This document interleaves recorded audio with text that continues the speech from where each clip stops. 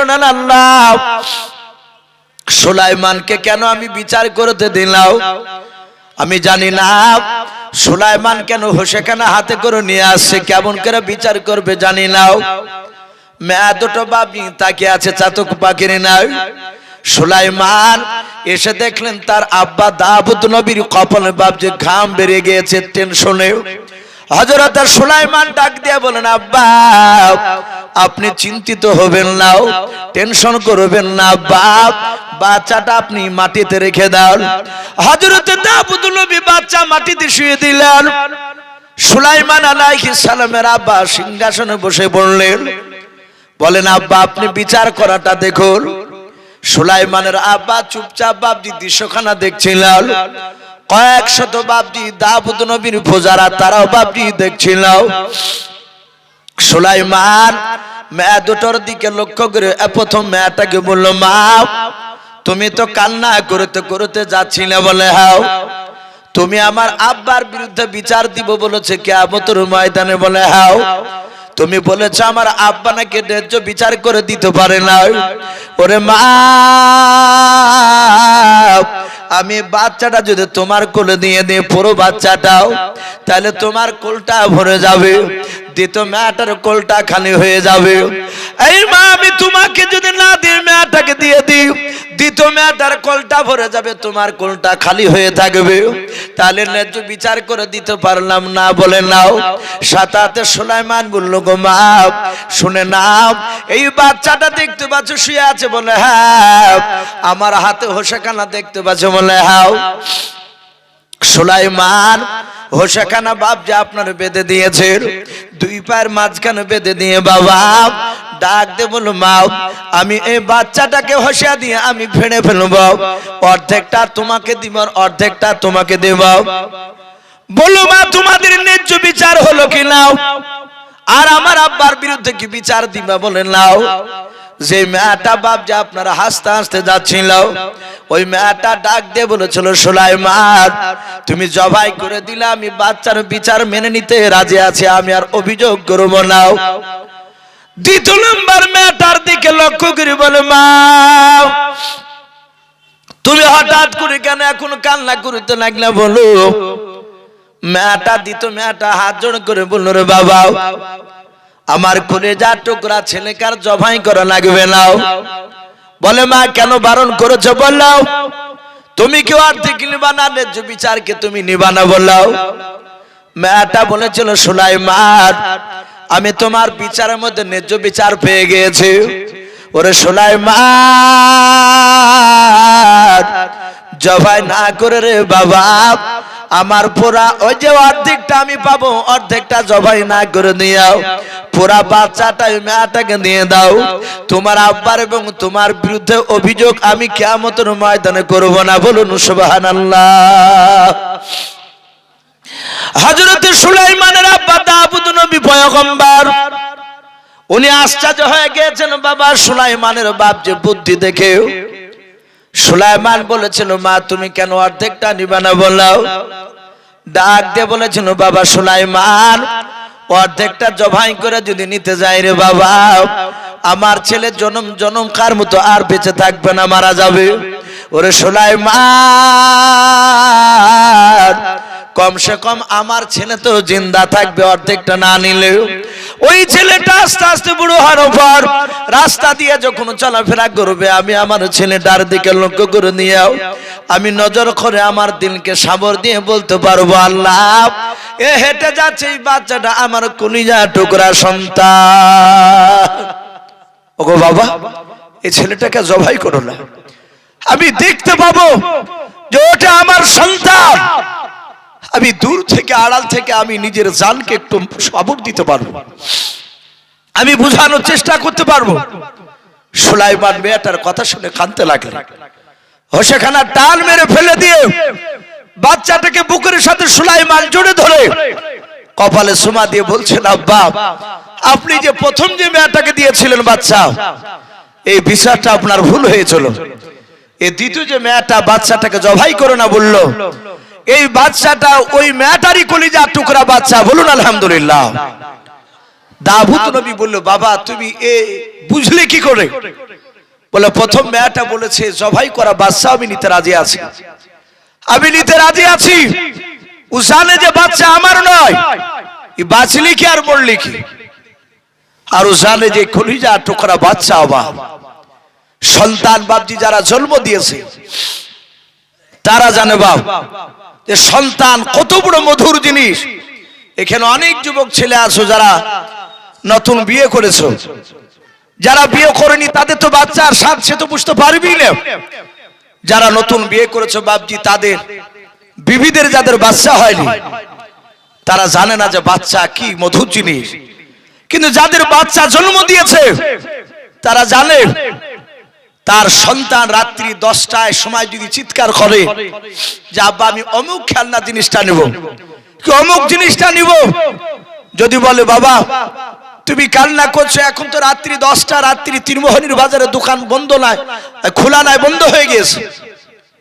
অনেক সন্তানের বাপকে দেখা যায় ছেলে আর চোখের পানি বাপ যে সহ্য করতে পারে না, ওই রাত্রির বেলায় উঠে দোকান থেকে বাপজির নাম্বারটা যদি তার কাছে না থাকে, দোকানের নাম্বারটা বাপজিটিকে মোবাইলে ফোন করে অনুরোধ করে যে ভাই আপনি 500 টাকার মাল আপনি 600 টাকা নিয়ে 700 টাকা নিয়ে একটু দয়া করে বাড়ি থেকে এসে রাতে দোকানটা খুলে অমুক মালটা দিয়ে যা। বলে কেন? বলে আমার সন্তান কান্না করছে, আমি সহ্য করতে পারি না। ও যুবক, যারা আজকে বাপকে দেখতে পারো না, যারা বাপকে দেখলি তোমাদের রাগ হয়, বাপ একটু কথা বললে রেগে যায়, দু চারটে কথা বলি বলে হ্যাঁ কানের গোড়া কি ভ্যান ভ্যান করো। কিন্তু এই সন্তান যখন ছোটবেলায় অনেক বাপজি বাপের সামনে অনেক কথা বলেছে, সেই সময় কিন্তু বাপরা বাপজি অধৈর্য হয় না, অধৈর্য হয় না। ডাক দিয়ে বাপজি আপনার বলেছিল কলিউবি বলে একটি বই, তাতে বাপজি একটা ঘটনা এসেছে। অনেক কিছু আরবির বই আছে যেগুলো হাদিস নয়, যেগুলো তো বাপজি আরবি শব্দ শেখার জন্য কিছু আরবি তো গল্প লিখানো থাকে। তো বাপজি সেখানে একটা ছেলেকে বাপজি আপনার বলছে তার বাবা যে বাবা ওই পেকুড় গাছে ওটা কি? ছেলেতে বলছে আব্বা তুমি দেখতে পাচ্ছেন ওটা বক। আবার দ্বিতীয়বার বলছে যে বেটা ওটা কি? বলে বক। আবার বাপে বলছে ছেলেকে যে বেটা ওটা কি গো? তোর বলছে কানের গুড়ি ভ্যান ভ্যান করে না তো এক কথা কবার বলে, আমি বলছিলাম যে ওটা বক। বাপ তখন কাঁদতে কাঁদতে বলছে বেটা রে তুই একদিন ছোট ছিলি, আমি সেই দিন আমি তোকে কত কষ্ট করে মানুষ করেছিলাম, সেদিন তুই আমাকে বলেছিলে আব্বা ওটা কি? আমি সেদিন তোর মতন গরম করে কথা বলিনি তোকে, আমি সেদিন বলেছিলাম বাবা ওটা বক। আবার বলেছিস আব্বা ওটা কি? তখন আমি রাগ করিনি, আমি তখন মুচকে হাসি দিয়ে কোলে নিয়ে বলেছিলাম সোনা মানিক আমার ওটা বক। আবার বলেছিলাম আব্বা ওটা কি? তখন আবার বলেছিলাম হীরা বেটা আমার, সোনা বেটা আমার ওটা বক। তুই এইভাবে না হলো 50 বার জিজ্ঞাসা করেছিলি, আমি 50 বারই মধুর সুরে তোকে ডাক দিয়ে তোকে বুঝিয়েছিলাম। বেটা আজকে 3 বার বলতে গিয়ে তুই অধৈর্য হয়ে গেলি। অনেকে হচ্ছে অনেক সন্তান বলে ফেলে যে তোমার বাড়িতে জন্ম নিয়ে ভুলই করেছে, অ্যাপাসি গাড়ি কিংবা হয়তো ওইসব বড় বড় বোংড়া মুখা গাড়িগুলো কিনে দিতে পারছে না, তখন বলছে যে তোমার ঘরে জন্ম নিয়ে ভুলই করেছে। আরে বেটা ভুল করেছি তুই পরিশ্রম করে কিনগা না, তুই তোর অত বাপকে কষ্ট দিচ্ছিস কেন? বাপ কাঁদে। আমি যুবক ভাই সকলকে বলবো একটু বাপের মার দিকে একটু মহব্বত নজরে তাকাবে, একটু তাকাবেন। বিবির পাল্লায় পড়ে আপনার বাপ মাকে ভুলে যাবেন না, বাপ মাকে পর করবেন না। বাপ মা যদি আঘাত পেয়ে যায় আপনার জীবনটা মৃত্যুর পর দেখবেন বরবাদ হয়ে গেছে, এখন বুঝতে পারবেন না। মৃত্যুর পর নবী বলেছেন তার জীবনটা ধ্বংস। আমি বলছিলাম সুলাইমান বাচ্চাটার বাপ যে আপনার কোলে করে নিয়ে সুমা দিয়ে মেয়েটার কোলে দিয়ে বললো যাও তোমারই বাচ্চা তুমি নিয়ে চলে যাও। দাউদ নবী আলাইহিস সালাম আর বসে থাকতে পারলেন না, সিংহাসন থেকে নেমে 4 থেকে 4.5 বছরের সুলাইমানকে বুকের সাথে জড়ে ধরে সুলাইমানের কপালে সুমা দিয়ে বলল বেটা এত সুন্দর বুদ্ধি তুমি পেয়েছো। সাথে হাতে বাপজি সুলাইমানের হাতে বাপজি দাউদ নবীর হাতে একটা আংটি ছিল, আংটিটা বের করে বাপজি সুলাইমানের হাতে দিয়ে দিলেন। সে সময় আংটি পরা হারাম ছিল না।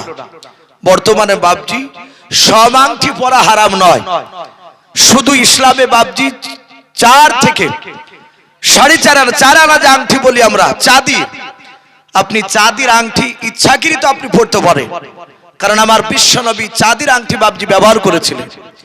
সোনার আংটির ব্যাপারে এলাকার মুফতিদের সাথে আলোচনা করবে। পুরুষরা বাপজি এমনি সোনার চেয়ে দামি, বলুন আলহামদুলিল্লাহ। এই জন্য পুরুষদেরকে বাপজি গৈগ্রামে সোনার আংটি পরে বেড়াতে নিষেধ করেছে। সোনার আংটি পরলে বাপজি মনের ভিতর একটা অহংকার, তাকাব্বুর চলে আসে। এখানে যত বাপজি ভাই আছেন, আমি মনে হয় যারা বিয়ে করেছে 100টা বিবাহিত পুরুষের মধ্যে থেকে দেখা যাবে 95টা ছেলের বাড়িতে বাপজি সোনার আংটি আছে। কারণ বিয়ে করতে গেলে নাহলে একটা আংটিও দেয়, বিনা দাবি হলো। কিন্তু অনেকে বাপজি পরে না, আমরা দেখেছি, আমিও পরে দেখেছি। সোনার আংটি পরে হাতে পড়লি, লোকের সামনে গেলি, শুধু বাপজি আঙুলটাকে এমনি করে তুলতে মন চায়, আর ঘুরি ফিরে ওই আঙুলের দিকে চোখ যায়, আংটির দিকে। মানে সোনার আংটি পরেছি, একদম বাস্তব কথা বলছি। এই জন্য বাপজি সোনার আংটি বাড়িতে পরবেন না। বাড়ি থেকে যখন আপনি বাইরে যাবেন সফরে, বিদেশ জায়গায়, ওই রকম জায়গাতে গেলে সফরের হালাতে সোনার আংটি পরে যাওয়ার অনুমতি আছে। ওখানে অহংকার আসবে না। কেন? যেতে গিয়ে যদি আপনার ব্যাগ উল্টা পাল্টা হয়ে যায়, অনেক সময় ট্রেনে ব্যাগ রেখেছেন, ঘুমিয়ে গিয়েছে, বাংকারে ব্যাগ আছে, আপনার ব্যাগটা অন্যজনে নিয়ে নিয়েছে, আর আরেকজনের ব্যাগ আছে, কিন্তু ওই ব্যাগে হয়তো টাকা ছিল, তাহলে আপনার কাছে তো কিছু নেই, কিংবা পকেটে টাকা আছে, পকেট মারিয়ে কেটে নিয়ে নিয়েছে।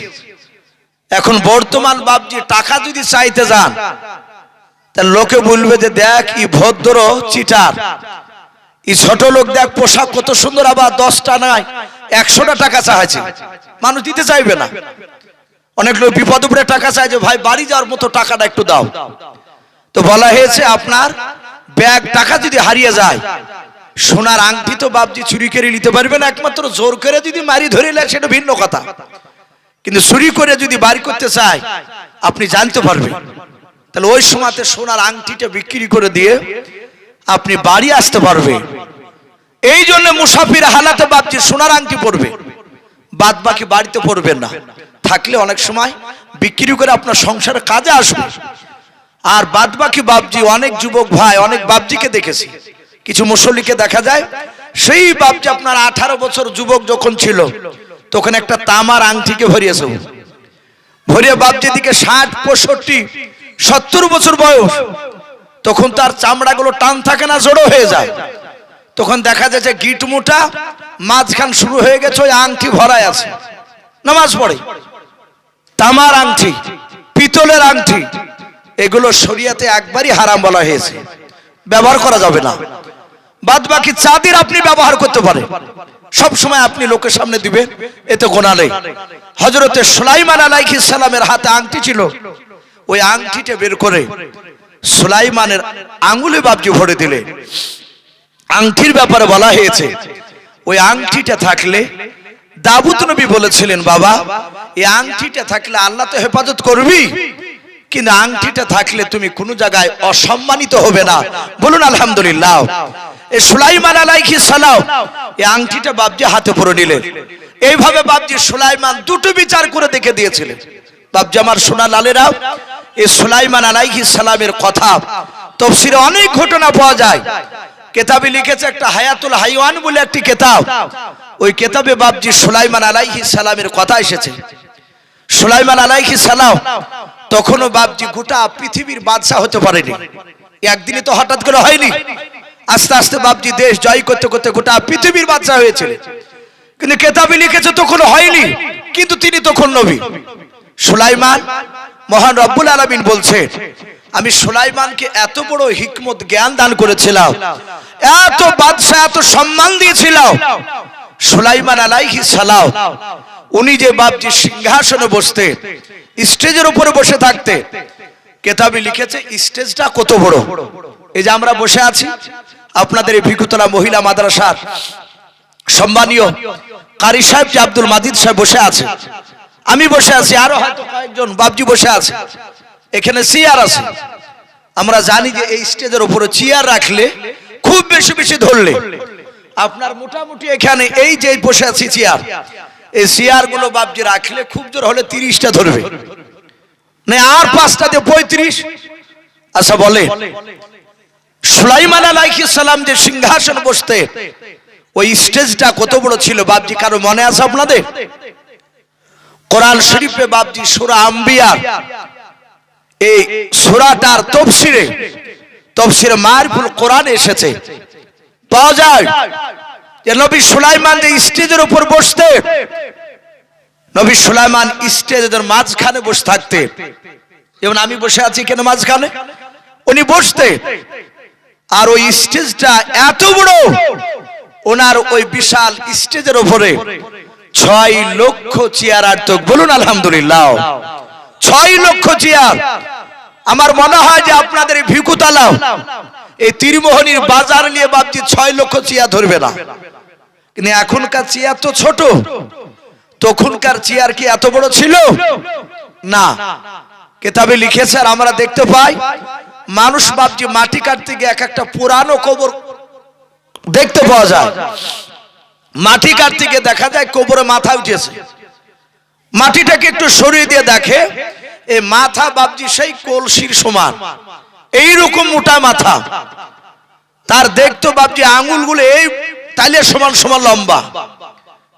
তাহলে বাপজি ওর মাথা যদি এত মোটা হয় তাহলে ওর বডি লম্বা ছিল তো। আজ থেকে বাপজি যারা 500, 700, 1000 বছর আগকার মানুষ তারা বড় ছিল।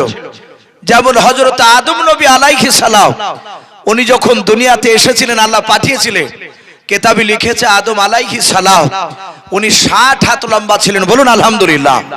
কহাত বললাম 30 গজের কথা এসেছে, 60 হাত লম্বা। তখনকার মানুষ ওই রকমই বাপজি আপনার বড় হতো। আস্তে আস্তে মানুষ ছোট হতে হতে হতে বাপজি আমরা একেবারেই ছোট হয়ে গেছি। আর হয়তো আগামীতে বাপজি 50 বছর পর যাইটা টুক আছে এসে বাপজি আরো 1 হাত মানুষ ছোট হয়ে যাবে। তো হযরত সুলাইমান 6 লক্ষ চেয়ার বাপজি থাকতো তার সিংহাসনে।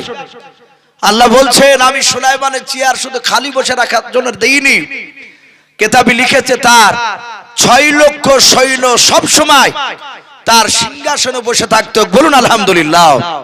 কিতাবে লিখেছে সুলাইমানের বাম সাইডে 3 লাখ চেয়ার ছিল, ওই 3 লাখ চেয়ারে জিনেদের মধ্যে থেকে জিন, কোরআন শরীফে এসেছে 2টো জাতি জিন আর মানুষ।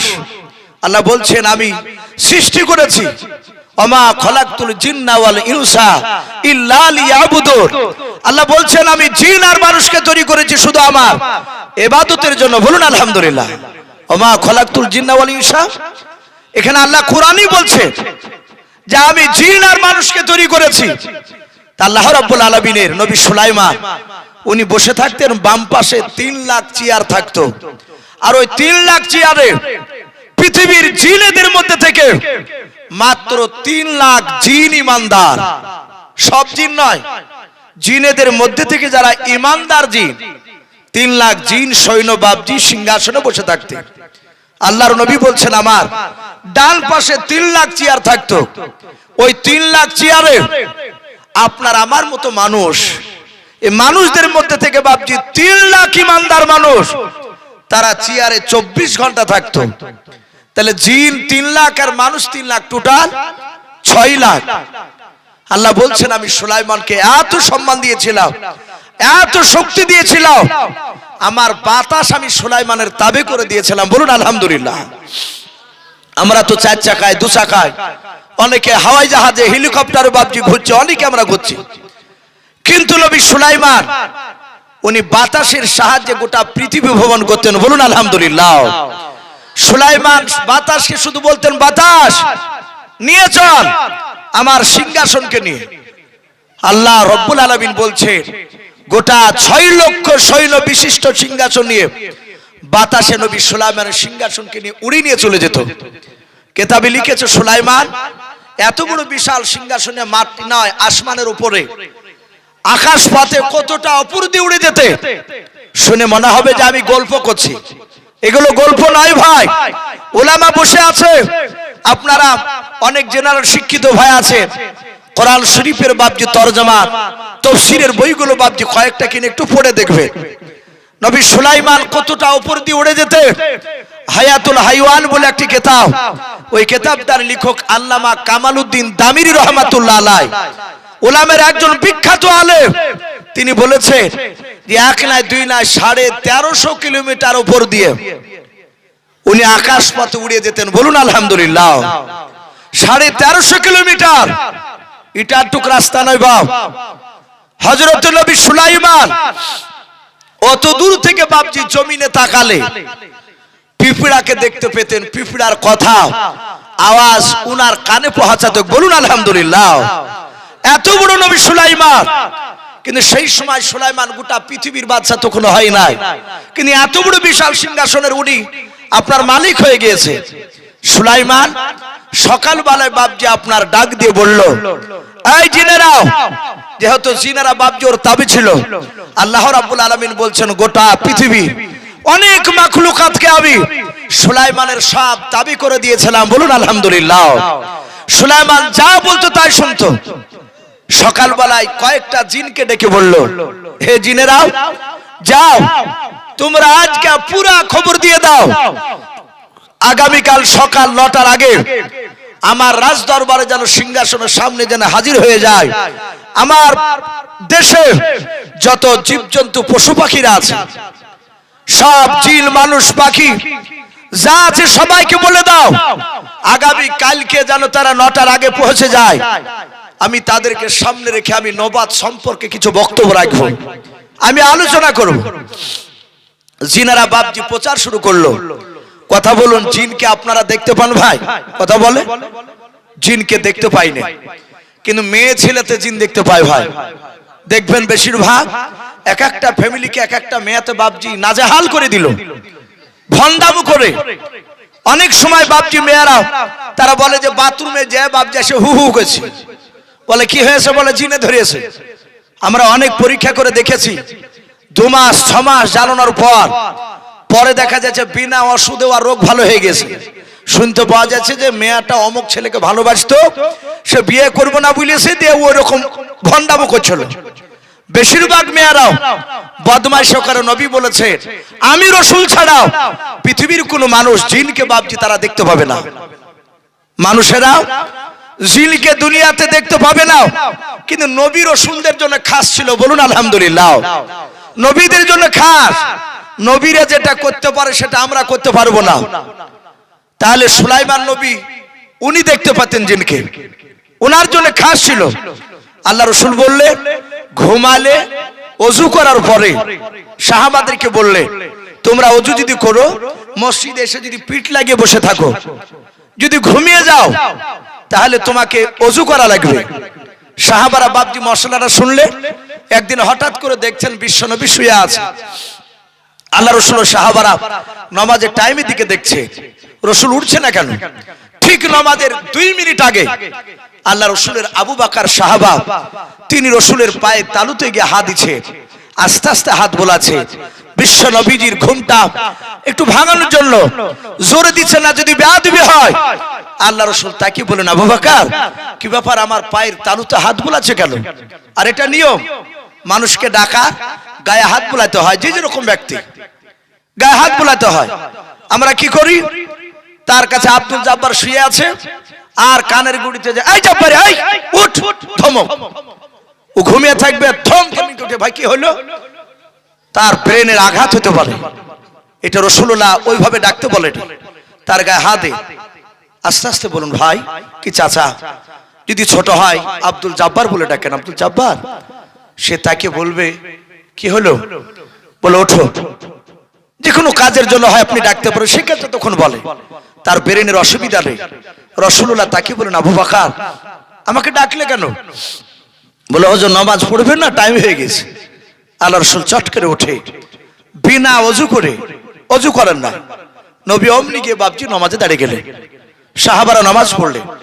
নামাজ পড়ে চিন্তা করছে, রাসূলুল্লাহ তো কিছুদিন আগে বললেন যে ঘুম থেকে জাগার পরে তাকে ওযু করা লাগবে। হযরতে ওমর ফারুক রাদিয়াল্লাহু তাআলা আনহু আস্তে করে বলছেন, হুজুর বেয়াদবি হলে maaf করবে, নবী বললেন, আবু উমার কি বলবে বলো? বলল, হুজুর আপনি বলেন ঘুমালে মানুষ ওযু ভেঙে যায়, কিন্তু আপনি শুয়ে ঘুমাচ্ছিলেন, আপনি ওযু কে করলেন না? বিশ্বনবী মুচকে মুচকে হাসছে। নবী বলেন, সাহাবা এটা আমি রাসূল, আমি তোমাদের মতন নয়।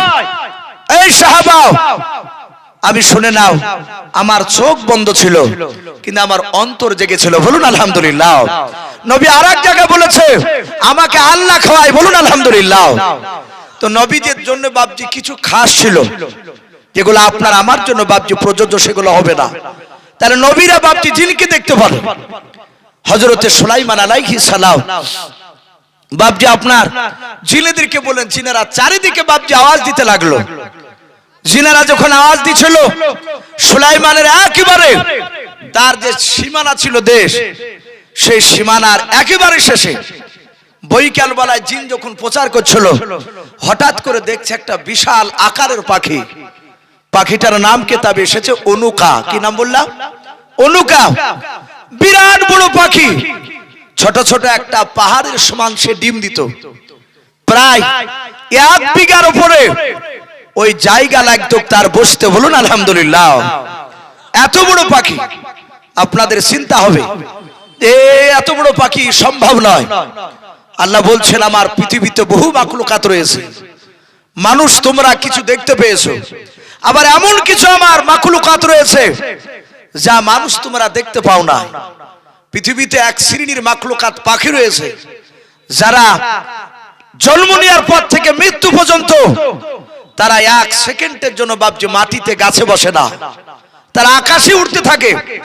আবার এক শ্রেণীর পাখি আছে, তাদের গায়ে ময়লা হলে তারা আগুনের ভিতর চলে যায়, আর আগুনের ভিতর থেকে বেরিয়ে আসলে তাদের ময়লাগুলো দূর হয়ে যায়, কিন্তু পাখি পড়ে না। আল্লাহর এরকম অনেক মাখলুকাত রয়েছে যা মানুষ দেখতে পায় নাই। কিতাবে লিখেছে নবী সুলাইমানের জামানায় একটা জাইলিয়া মাছ ধরা, ওই যে বাপজি জাল কেমনি করে জোরে ভাব টান মেরে ফেলে না, ওটা কি জাল বলে? খেজাল, অনেকে খেপলা জাল বলে, আমাদের এলাকায় দৌলতাবাদ ঘাসুপুর এলাকায় তড়িয়া জাল বলে। তো ওই জাল ফেলেছে পানিতে মাছ ধরার জন্য, যাহাতে জাল তুলে দেখছে মাছ নয়, বিরাট একটা সুন্দরী নারী পানির ভিতর থেকে বেরে মানুষের মতো কথা বলছে, আর বলছেন, ভাই ও জালে ভাই আমাকে ছেড়ে দাও, আমার 2টো বাচ্চা আছে, আমি শিকারি করতে এসে তোমার জালে আটকা পড়ে গিয়েছি। জালে দেখলে এত সুন্দরী নারীকে ছাড়া যাবে না। এই সুলাইমানের জীবনীতে এসেছে। তাহলে মানুষ যে বাপজি পানির তলে এক শ্রেণীর মানুষ বাস করে, এগুলো আমরা দেখতে পাই না। আল্লাহর বহু মাখলুকাত রয়েছে যা মানুষের একেবারে নাগালের বাইরে। ওই পাখিটা ডাক দিয়ে বলল জিনকে, এই কোথায় যেতে বলছিস? বলে, আমাদের দেশের নবী সুলাইমান ডাক দিয়েছে, আগামীকাল সকাল 9টার আগে তার দরবারে পৌঁছালে উনি নবুয়ত সম্পর্কে তিনি বক্তব্য রাখবেন। পাখিটা বলল, নবী সুলাইমান কে? বলে, তুমি জানো না? বলে না। বলে, উনি বিরাট বড় বাদশা, বিখ্যাত নবী সুলাইমান, উনি সবারই কথা বুঝতে পারে। হযরতে সুলাইমান আলাইহিস সালাম তার নবুয়তের ব্যাপারে জিনকে জিজ্ঞাসা করলো, নবুয়ত আবার কি? বলে, আমি তা বলতে পারবো না, তুমি গেলেই বুঝতে পারবা। নবী সুলাইমান আলাইহিস সালাম রাত দরবারে বাবা সকালবেলা বসে আছেন।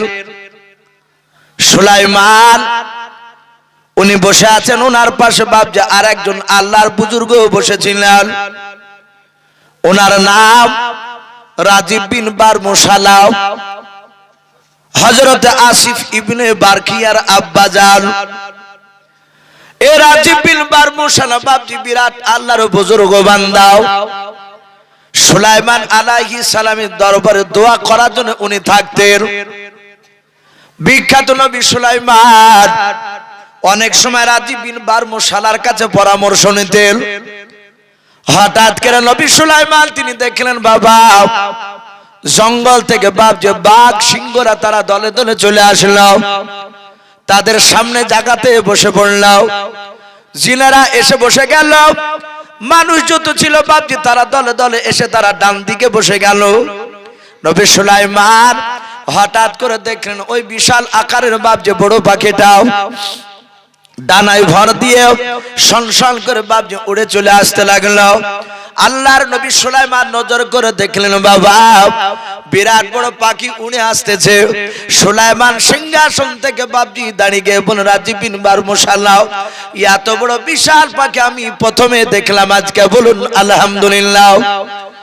ওই পাখিটা ফাঁকা জায়গা দেখে বাপজি বসে পড়ল। পাখিটা বসার পর প্রথমে চিৎকার করে বলল নবী সুলাইমানকে।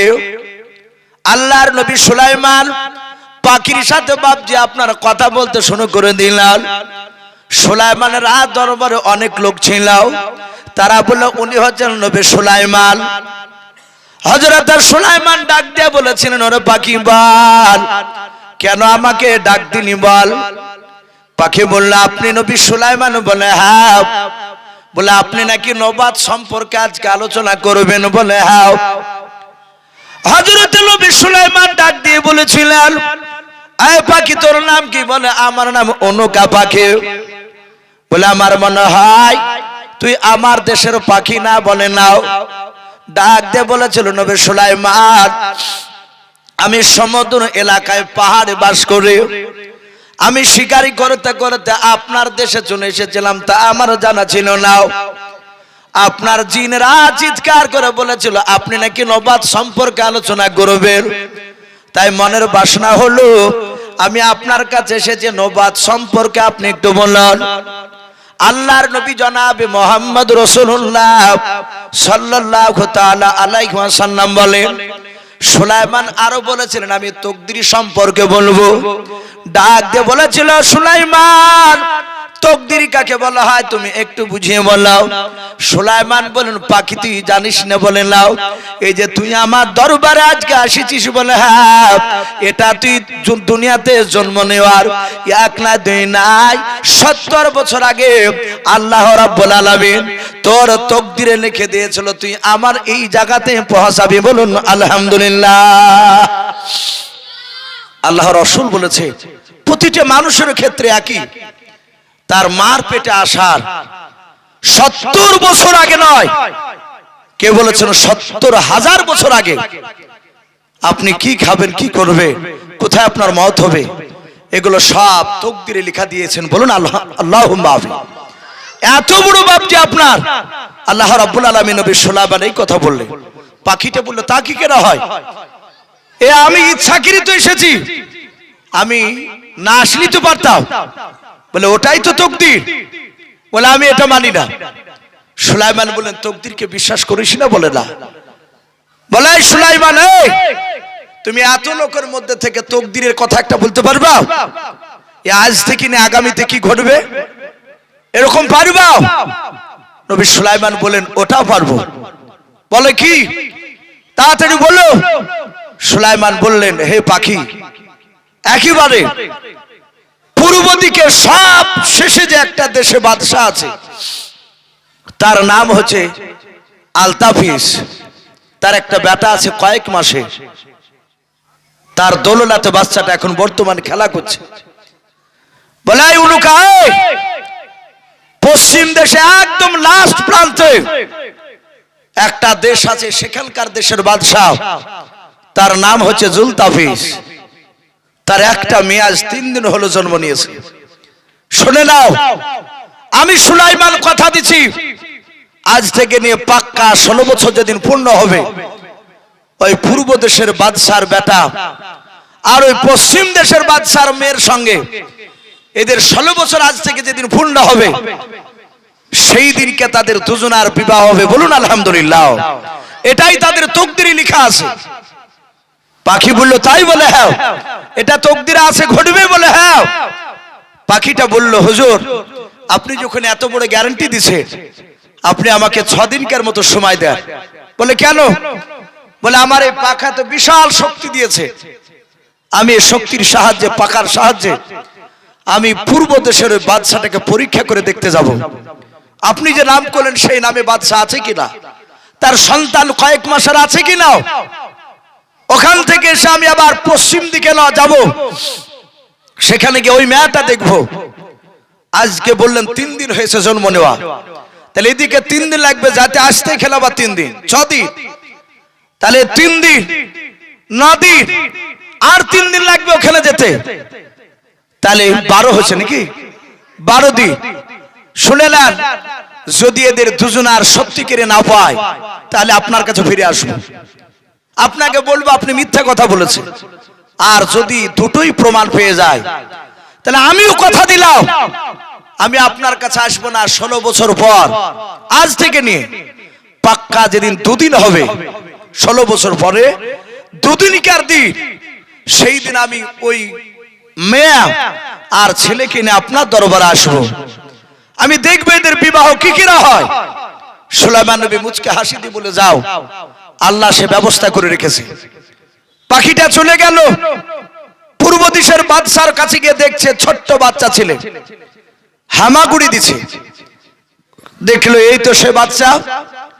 পশ্চিম দিকে বাপজি শেষ প্রান্তে চলে গেল, দেখছে জুলতাপিসের দরবারে বাপজি 12 দিনকার বাচ্চা কন্যা দোলনায় খেলা করছে। বলুন আলহামদুলিল্লাহ। পাখিটা ওখান থেকে চিন্তা করলো এই তো সে মেয়ে, নবী যা বলেছে তো দুটোই তো মিলে গেছে। সঙ্গে সঙ্গে ওনকা পাখিটাও ওখান থেকে বাবা উড়ে এসে সিংহাসনে রাজা বাদশাহ অনেকেই ছিল সেখানে, তার লোকেরাও ওই জলতাপিস বাদশাহ ডাক দিয়ে বলো কি ব্যাপার, এইটা কি আসে? আসার পর বাবা ছবল মেরে দিয়ে বাবা ওই বাদশার বিটিকে বাপ যে ঠোঁটে করে ধরে নিয়ে চলে গেল। বাদশাহ অনেক চেষ্টা করে বাপজি আর পাখির মুখ থেকে বাপজি তার বিটিকে কেড়ে নিতে পারলো না। অনেক দূর চলে গেল, তার পাত্তা করতে পারলো না। বাদশাহ চারিদিকে বাপজি খোঁজাখুঁজি করে মেয়েটাকে পাই নাও, কিন্তু কেতাবে লিখেছে বাবা ওই মেয়েটাকে বাপজি পাখিটা আল্লাহর কুদরাতে আল্লাহর ইশারায় বাচ্চাটা যেই খাবার খায় বাপজি তাই খেয়ে খেয়ে মানুষ করতে লাগলো। ওই বাচ্চাটা বাপজি পাখিটাকে মনে করেছে এটা আমার মা। থাকতে থাকতে মহব্বত হয়ে গিয়েছে। মেয়েটা বেশ বাপজি আপনার ঘুরে বেড়ায়, প্রায় 1 না 2 নয় বাবা, প্রায় মোটামুটি 15 বছর বাপজি বয়স হয়েছে। এইদিকে বাবা ওই বাদশাহ বাপজি আপনার আলতাপিসের ছেলে বাবা, সেও আস্তে আস্তে বাপজি বড় হয়েছে। ওই ছেলেটা বড় হওয়ার পর বলল, আব্বা আমরা পৃথিবীটা ভ্রমণ করতে যাব। ও আব্বা নৌকাতে যাব, কিছু সাথী আমার সাথে দাও, আমি এলাকায় নদী ঘুরতে যাব। সঙ্গে সঙ্গে বাপজি কিছু তার বন্ধুকে সাথে নেওয়ার পর অনেক বাপজি টাকা দিল, খাবার দিল। ওই বাদশার বেটা বাপজি সমুদ্রী নদীতে বাবা যেতে যেতে যেতে যেতে যেতে যেতে যেতে যেতে বাবা আল্লাহর কুদরতে এমন একটা ঝড় বাপজি সেখানে বের করলেন। ওই নৌকাটা বাপজি তুলে নিয়ে যাওয়ার পর ওই নৌকার ভিতর থেকে আলতাপিসের বেটাকে বাবা তুলে নিয়ে গিয়ে ওই যে মেয়েটা জি পাহাড়ে থাকে বাবা পাখিটা থাকতো ওই পাহাড়ে নিয়ে গিয়ে ফেলে দিলেন। বলুন সুবহানাল্লাহ। ছেলেটা পড়ে গিয়েছে। এ তো আল্লাহ করেছে সব, এরা কেউ জানতে পারলো না। লোকটাকে বাপজি মেয়েটা দেখছে সে সুন্দরী যুবতী, মেয়েটাও খালে। বলো ভাই তুমি এখানে কেন? ও বললো আমি জানি না, নৌকাতে ঘুরছিলাম ঝড়ে এখানে ফেলে দিল। তুমি কে? বলে আমি এখানেই থাকি। বললো আমার মা যদি দেখতে পায়, সে একটা বিশাল বড় পাখি, সে তোমাকে হয়তো শেষ করে দিবে। তাই শুনে নাও, তুমি নিচের বেলা এখানে এখানে থাকবো, আমি সারাদিন তোমাকে নিয়ে খেলা করব। ঠিক সন্ধ্যার আগে আসবে, সেই সময় আমি এখান থেকে আমি আমার ঘরে যাব, আর আমি তোমাকে জানতে দিব না। আমি যে খাবার খাবো সেই খাবার তোমাকে খেতে দিব। বাপ যাবার সোনা লালেরা ওখানে থাকে, পাখি জানে না। ঠিক 16 বছর যেদিন পূর্ণ হলো, এই রাজীব বিন বারমুশালা সুলাইমান আলাইহিস সালামের যে বাপ যে একজন বুজুর্গ লোক ছিল, ইনি কাশফের মাধ্যমে তিনি এলমে তাসাউফের ওনার মধ্যে এলেম ছিল। আল্লাহর কুদরতে সেখানে আল্লাহ তাকে পৌঁছে দিয়ে ওদের দুজনার 16 বছর যেদিন পূর্ণ হলো, ওদের দুজনার ওই পাহাড়ি বিবাহ পড়ে দিলেন। বলুন আলহামদুলিল্লাহ। ও পাখি জানতে পারলো না সুলাইমান আলাইহিস সালাম উনি বসে আছে। ঠিক পাখিটা গণনা করে দেখেছে 2 বছর, 16 বছর পূর্ণ হয়ে আজ 2 দিন হতে চললো। বলল বিটি তোমাকে এখানে রাখবো না, নবী সুলাইমানের কাছে যাব। বলল অসুবিধা নাই, আমিও যেতে রাজি আছি, কিন্তু আপনি একটা বাক্স তৈরি করো, বাক্সের ভিতরে আমি থাকতে চাই। বাক্সটা তৈরি করলো, বাক্স নিয়ে আসলো। সে তৈরি করুক কিংবা কোনো দিক থেকে নিয়ে আসো, ছোট্ট একটা ঘর টাইপের মতো করে বলে আপনি লতা পাতা নিয়ে আসো। যাহাতে কিছু লতা পাতা বাদি রেখে আবার লতা পাতা আনতে গিয়েছে। আর ওই সময় মেয়েটা পাহাড় থেকে নেমে এসে ওই বাদশার বেটাকে নিয়ে গিয়ে ওই ছোট্ট বাক্সের ভিতরে ভরে লতা পাতা দিয়ে ঢেকে দিল। তারপরে মেয়েটা ঢুকে গেল সেখানে, এবার নিয়ে চলে গেল। সুলাইমান আলাইহিস সালাম দেখছেন সেই পাখিটা আবার ফিরে এসেছে। পাখিটা বলল, হে সুলাইমান, তুমি বলেছো এদের দুজনের বিয়ে হবে, এই তো আমি সেই মেয়েটা নিয়ে এসেছি, ছেলেটা তো নেই, কই তোমার কথা তো তকদিরে তো সত্য হলো না। সুলাইমান মুচকে মুচকে হাসছে। তার আগে বাবজি রাজীব বিন বারমুশালা সব জানিয়ে দিয়েছিলেন। বলেন হুজুর চিন্তা নাই। বলে পাখি, তোমার দেখো বিটির সাথে জামায়ও ভরা আছে। লতা পাতা তুলে দেখছে সেই যুবক। পাখিটা অবাক, বলে আসলে কি করে? বলে তা আমি বলতে পারবো না, এসব পৌঁছানোর মালিক হচ্ছেন আমার আল্লাহ। তকদিরে যেটা আছে সেটা ঘটবি। সাতাহাত পাখিটা নবী সুলাইমানের উপরে ঈমান নিয়ে এসেছিল। হুজুর আমি আজ থেকে তকদিরকে বিশ্বাস করে নিলাম।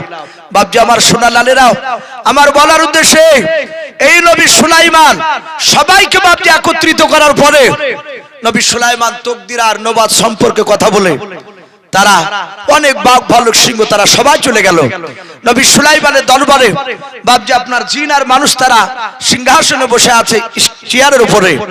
কিতাবে লিখেছে আল্লাহ রাসূল বলছে যে আমার নবী সুলাইমান আলাইহিস সালামকে আল্লাহ রাব্বুল আলামিন পাখিকে তাবি করে দিয়েছিলেন। তার নবী সুলাইমানের মাথার উপরে বাপজি কয়েক লক্ষ, 2-4 লক্ষ নয়, কয়েক লক্ষ পাখি তারা ডানাতে ডানা এইভাবে বাপজি সাত করে নবী সুলাইমানকে সূর্যের তাপ আড়াল করে নিয়ে বাপজি বসে থাকতো। বলুন আলহামদুলিল্লাহ। সম্মানিত ভাইরা আমার, বাবা জীবনেরাও, এ নবী সুলাইমান আলাইহিস সালাম হঠাৎ করে ডাক দিয়ে বললেন, ওয়া হুশিরা লি সুলাইমান জুনুদুহু মিনাল জিন্নি ওয়াল ইনসি ওয়া তায়রি ফাহুম ইউজাউন। নবী সুলাইমান আলাইহিস সালাম বাবা জিন আর মানুষ আর পাখিদের দিকে লক্ষ্য করে ডাক দিয়ে বলেছিলেন, ওরে জিন মানুষ পাখিরা শুনে নাও, শুনে নাও, আমি সফর করতে যাব, ভ্রমণ করতে যাব, বলো তোমরা আমার সঙ্গে ভ্রমণ করতে যাবে কিনা? আল্লাহর নবী সুলাইমান আলাইহিস সালামের আওয়াজ শুনে জিন আর মানুষ আর পাখিরাও তারা ডাক দিয়ে বলেছিল, নবী সুলাইমান আপনি যেই দিকে নিয়ে যাবেন সেই দিকে আমরা যেতে রাজি আছি। আল্লাহর নবী বলেন তাহলে চলো আমার সাথে ভ্রমণ করতে ঘুরতে চলো, বলে চলো। আল্লাহর নবী সুলাইমান এবার বাপজি বাতাসকে হুকুম করলেন, ওরে বাতাস চল তুই আমার সিংহাসন খানা আকাশ পথে উড়ে নিয়ে চল। বাতাসে এত বড় বিশাল সিংহাসন খানা নিয়ে বাবা সোজা আকাশ পথে বাপজি উড়ে যেতে যেতে যেতে যেতে যেতে যেতে যেতে বাবা সুলাইমান যে জায়গায় বাপজি নামবেন তাকালেন কয়েক কিলোমিটার দূর থেকে বাবা দেখলেন ওই ময়দানে এক নয় দুই নয় বাবা হাজার হাজার বাপজি পিঁপড়া ছিল। বলুন আলহামদুলিল্লাহ।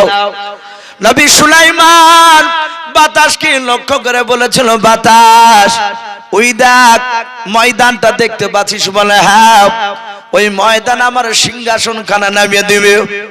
সুলাইমান বলে আমি যাহাতে ইশারা করলাম হঠাৎ করে পিঁপড়ার দিকে তাকে দেখলাম কয়েক লক্ষ নাই কোটি কোটি পিঁপড়া ওই ময়দানে ছিল বাবা।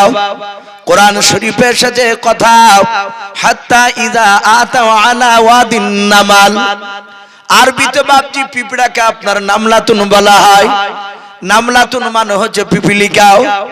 ওই লক্ষ লক্ষ বাবা কোটি কোটি বাপজি পিঁপড়ার মধ্যে থেকে বাবা একটা পিঁপড়া হঠাৎ করে নবী সুলাইমানের সিংহাসনের দিকে তাকালেন। সুলাইমান বলেন আমি পিঁপড়ার দিকে তাকালাম, আর দেখলাম পিঁপড়া আমার দিকে তাকানোর পর যেন কি যেন গুনগুন করে বলল। সুলাইমান বলে আমি সিংহাসন নিয়ে নামতে নামতে দেখলাম সমস্ত পিঁপড়ারা বাপজি গর্তে চলে গেল হুড় হুড় করে।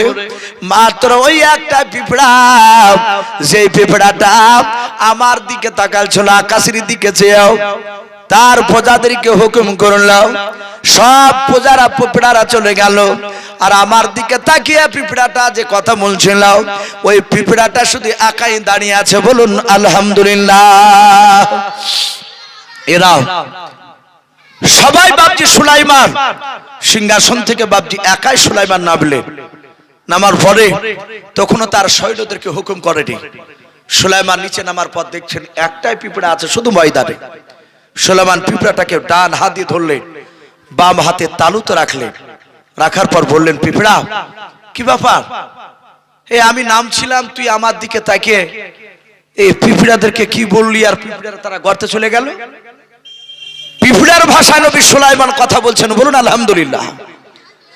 আল্লাহ রসুল বলছেন গোটা পৃথিবীর মধ্যে যত নবী রসুল আল্লাহ পাঠিয়েছে, মাত্র দুটো নবী রসুল গোটা পৃথিবীর মাখলুকাতের কথা বুঝতে পারতে এবং বলতে পারতে। সেই দুটো নবী মুহাম্মদ সাল্লাল্লাহু আলাইহি ওয়াসাল্লাম বলছেন আমি রসুল একটা, আর দ্বিতীয় আমার সুলাইমান ভাই। বলুন আলহামদুলিল্লাহ। এরা সবার কথা বাপজি বুঝতে পারতে। পিঁপড়াকে বলছে, পিঁপড়া বল। আর পিঁপড়ে বলছে, হুজুর আপনি আমার কথা বুঝতে পারছেন? এটা আপনি বলতে তো পারছেন। বলে আমি সব কথা বুঝতে পারি, বলতে পারি। বলে বল তুই তোর প্রজাদেরকে কি বললি? পিঁপড়া বললেন, নবী সুলাইমান আপনি এই সিংহাসনে নিয়ে এসেছেন সৈন্য। বলে হ্যাঁ। ওগো নবী আপনি বড় বিশাল বাদশাহ, আপনি একজন নবী। বলে হ্যাঁ। বলে এই সিংহাসনের যত লোক আছে সব আপনার নেতৃত্ব মানে তো? বলে হ্যাঁ মানে। এরা সবাই আমার কথা শুনে।